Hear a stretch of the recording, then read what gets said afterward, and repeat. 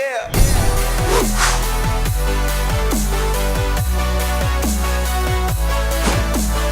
Welcome back to the Gridiron Expert, bringing you some of the best college football news, predictions, and analysis. Our second college football playoff game is a rematch of one that we had 3 years ago. Same place, same teams, same seeds, but will there be a different outcome? Number 3 Clemson will be taking on number 2 Ohio State in the Fiesta Bowl, where just 3 years ago, back in 2016, then number 3 Clemson beat Ohio State 31-0 en route to an eventual national championship over Alabama. And while that win propelled Clemson to their first of 2 national championships in the past 3 seasons, that game was the last time we saw the Buckeyes in the college football playoff. They have missed out the past 2 seasons. So a little bit of history between these 2 programs, certainly no love lost, and I can guarantee you this is going to be a much better game than we had just 3 years ago. Expect this game to be very close, as I think many people are. Many people almost considering it a toss-up. Can't decide whether the Buckeyes will win and get their revenge, or whether Clemson will make yet another national championship appearance under Dabo Swinney. But these teams all season long have been 2 of the most dominant college football programs in 2019. It's really just been unbelievable. We'll start with Clemson here, averaging 46.5 points per game with an average margin of victory of 37.5 points. Average margin of victory of 37.5 points this season. And before you say it, let me address it. I don't want to hear about Clemson's strength of schedule. People asking who have they played. Oh, of course they're going to blow out their opponents because they've played cupcake teams. Please stop. Please save yourself the embarrassment. Because let me tell you something about this Clemson strength of schedule. It's not great, not trying to defend it whatsoever, but they certainly cannot help it. They cannot help the teams that they have to play in the ACC. They are required to play their amount of conference games. They went, they annihilated those ACC opponents. They won the ACC title over a ranked Virginia team. Not great. They're probably going to get blown out by Florida in the Orange Bowl, but still won their conference in dominating fashion, and that's what a good team should do. They did schedule 2 SEC teams in the non-conference, one of them being the 12th ranked Texas A&M Aggies way back at the beginning of the season, the other being South Carolina, a team that they always play due to their rivalry matchup. They played 2 ranked teams this year, and they played just 2 ranked teams last year. And we all know how last year ended. So before you start talking about Clemson's strength of schedule, just remember exactly what happened last year. Faced the same amount of ranked opponents and went on to annihilate Notre Dame and then annihilate Alabama in the college football playoffs. So we don't want to hear about Clemson's strength of schedule talk. They're taking care of business as a good team should. And the way they have played might even benefit them coming into this game against Ohio State. Maybe might be a little rested. With that average margin of victory nearly being 40 points per game, you know those starters are well rested. And you know those starters might be ready for some legitimate competition. One of the reasons that Clemson has been so strong this year is no surprise, is TREVOR Lawrence, their quarterback, who's been on fire this entire season, but more on fire over the past 6 games. Over the past 6 games, he's thrown for 1,638 yards, 20 touchdowns, 0 interceptions, and it has a 75.5% completion percentage. That's just in the past 6 games. Overall, he's thrown for 34 touchdowns and over 3,100 yards. So he is the leader of this Clemson football program, one of the best quarterbacks in the entire nation, and it is showing, especially down the stretch. I think a lot of people wrote him off after a slow start, but he's playing his best football at the right time. Clemson also has one of the better running backs in the entire country. I think a lot of guys forget about Travis Etienne in the backfield, but he's got 1,500 yards on the season. Clemson as a whole averaging 252.9 rushing yards per game. So this team, extremely balanced and has a threat at running back, a threat at quarterback, and then one of the better wide receiver cores in the nation, led by none other than T. Higgins, who has 13 touchdowns and over 1,000 yards receiving this season. So this Clemson team, say what you want about their schedule, say what you want about their level of competition, but they are playing some high-quality football. When you look at Ohio State, just to throw that out there, if you want to criticize them, play in a tougher conference, have played tougher tests. Wisconsin, Michigan, Penn State, guys like that. Can't dog on that. Those are Big Ten opponents. They got to play them, and as a good team should, Ohio State took care of business. But in their non-conference, they only scheduled Florida Atlantic, Cincinnati, and Miami, Ohio. So I don't think that's as elite as two SEC teams, even if those Southeastern Conference teams were not very good.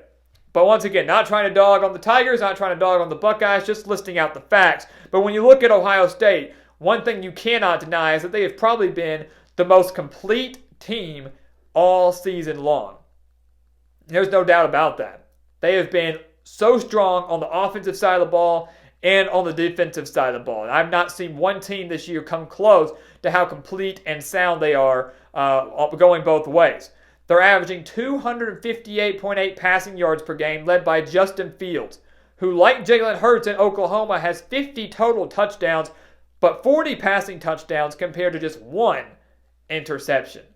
And I know many will be quick to point out that he has struggled with ball security, has struggled when he takes off and runs, maybe losing a couple balls with fumbles. I get that, but when he's dropping back to pass, he's one of the more accurate and more careful passers in the entire country, and that will suit Ohio State extremely well going up against a solid Clemson defense. But the one that stands out more to me here is their running game and the play of J.K. Dobbins down the stretch. Over 1,800 yards on the year, 20 touchdowns, and as a whole, Ohio State's averaging 272.2 rushing yards per game. But J.K. Dobbins, when it matters most, he shows up. You look at his performances against, go back then, at the time Michigan State was their biggest game. He played lights-out football. Look at how he played against Wisconsin the first time around. Michigan, Penn State, Wisconsin again in the Big Ten Championship. How well J.K. Dobbins is playing and how he just switches it into high gear when it's a high-stakes game. Maybe we can expect the same thing in this college football playoff game. Certainly a high-stakes game, but going up against a very difficult Clemson defense. And I will say this, when I look at Clemson and Ohio State's defense, I think these statistics are more impressive than their offensive statistics. The way these two teams have been playing defense, to me, is light years more impressive than what they're doing offensively. Not to take away from the offensive side of the ball, but Clemson's allowing just 10.6 points per game, while Ohio State just slightly worse, and I'm not even say worse, 12.5 points per game they're allowing on average. Both these teams are allowing less than 2 touchdowns, significantly less than 2 touchdowns per game. And that blows my mind. I don't care what conference you're in. I don't care what level of competition you're playing. Both of those numbers are unbelievable. Truly unbelievable. And nightmares for opposing offenses, which is why this is going to be such an interesting game. When you're putting 2 of the better offenses in the country going up against 2 of the better defenses in the country, what's going to give? Are we going to have a somewhat high-scoring game? Are we going to have it somewhere in the middle? Or is it going to be pretty low-scoring because these defenses will dominate? The one thing I want to look here for Ohio State is my X factor of the game, if you even want to call it that, and that's going to be Chase Young.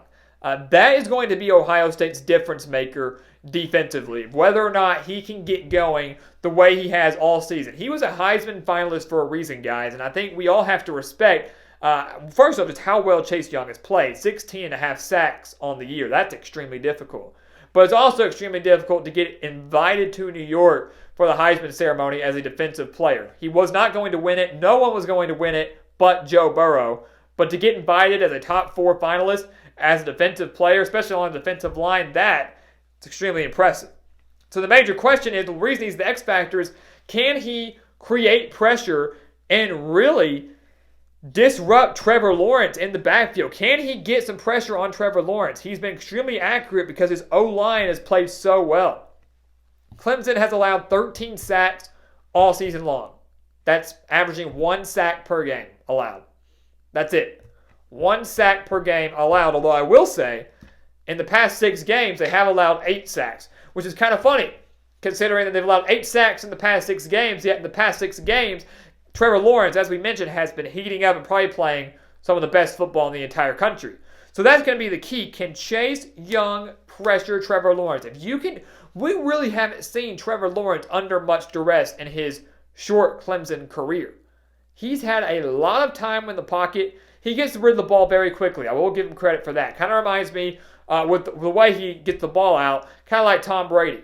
Tom Brady in the NFL, he gets that ball out very quickly, holds it for sometimes no more than 2 to 2.5 seconds. And that's a key for these quarterbacks, is getting the ball out of their hands early, quickly, so they don't risk getting sacked, so they don't risk negative plays. And that's something Trevor Lawrence has done extremely well, but we've never really seen him under pressure that much. Can Chase Young be the one to do that? And as arguably the best defensive player in the entire country, I do think he will have a solid day against a Clemson offensive line that's been great all year, but seems to be letting up a little bit over the past half of the season. Another key that I have for both of these teams here is, will either team be able to run the football? That's going to be first and foremost here, because I will go out and say that I do think Clemson owns the passing edge. I think Trevor Lawrence, having been in the college football playoff before, having a better core of wide receivers, Clemson owns that edge in the passing game. But both of these offenses extremely balanced, so can they get their ground games going? Clemson allowing just 106.2 rushing yards per game, while Ohio State way better, 99.5 rushing yards per game, 99.5 rushing yards per game. Keep in mind, they've played some solid running backs in the Big Ten Conference.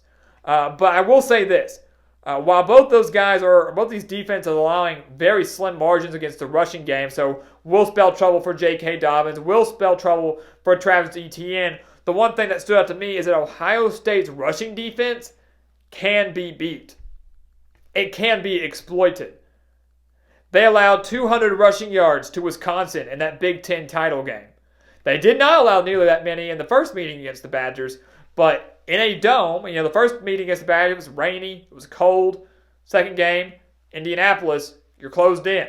And they allowed a lot of yards to Jonathan Taylor and that Wisconsin rushing attack. So I look at that, and I think that Ohio State is vulnerable, can be vulnerable in their rushing defense, which is bad news for them if they're unable to contain the run. I think if Clemson's unable to contain the run, I think they're in a better scenario than if Ohio State cannot as well. So that's something to keep in mind going into this one.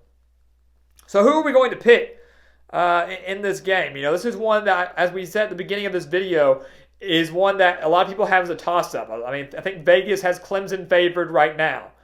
But, people are going back and forth whether to choose the Buckeyes or to choose the Tigers.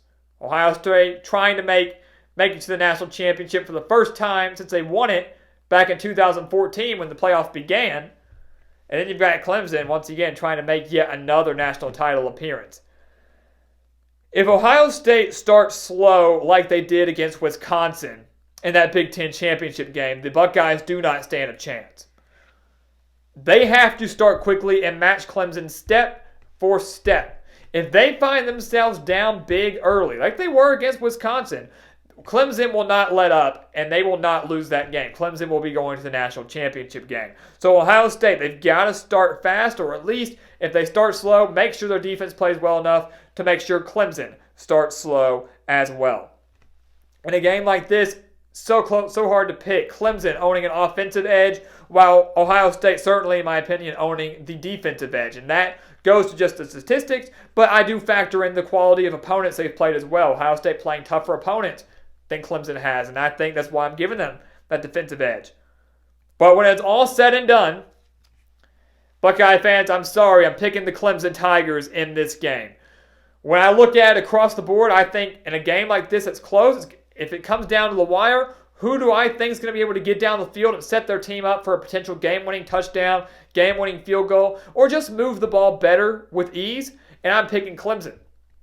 I like their offense way better than I do Ohio State's. Not by much, but I do think that I like them better than the Buckeyes. I also like that Clemson has experience in the playoff. Trevor Lawrence, despite just being a sophomore, has playoff experience. Won a national title annihilating Notre Dame and Alabama. That's key experience. This coaching staff has experience. Dabo Swinney, multiple college football playoff and national title appearances. Travis Etienne, these receivers. So Clemson as a whole, despite losing so many key players defensively, they have experience in the college football playoff. Not saying Ohio State can't do it because they've been in big game situations before. This is the Ohio State. They don't get scared of prime time and big time moments. But I like Clemson to get this job done. I feel like they're well rested. I like the experience. I like the offense. And in a very close game, the Tigers do escape. They beat the Buckeyes yet again in the Fiesta Bowl as the number 3 team over the number 2 team. And that's going to set up an all-Tiger national championship as we are predicting LSU versus Clemson in the 2020 national title game. So guys, thank you so much for watching us here on YouTube. Make sure to like this video and check out everything we have for you in the description below. We've got the spread pick for this Fiesta Bowl. We've got some exclusive college football content and offers that you do not want to miss. So check it all out. And as always, thank you for watching. Please continue to like, comment, and subscribe. And we'll see you next time on The Gridiron Expert.